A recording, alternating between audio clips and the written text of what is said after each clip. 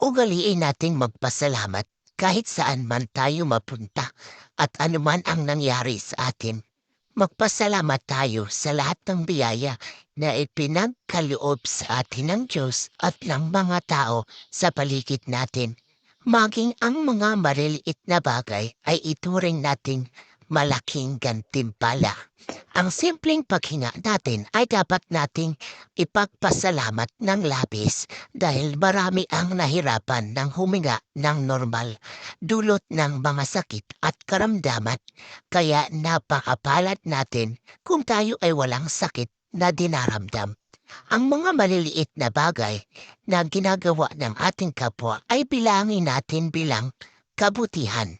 Hindi natin kayang mabuhay mag-isa, kaya marapat na tayo ay magpasalamat sa mga taong umuunawa at nagtitiis sa ating mga pagkakamali.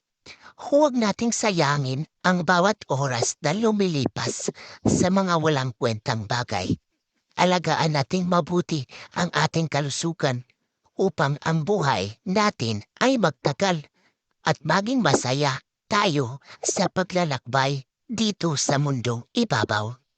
Ang mga kaalaman o talento at kakayahan na ipinagkaloob sa atin ng Diyos upang makatulong sa paghubog ng ating pagkatao at maging instrumento upang maging isang mabuting modelo ng ating kapwa-tao.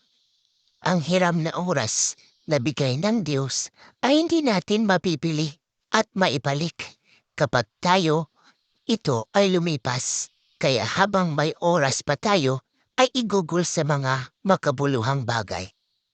Ang pag-ingat at paglayo natin sa kapahamakan at sa lahat ng mga anyong masama upang mabigyan pa tayo ng pagkakataon na magbago.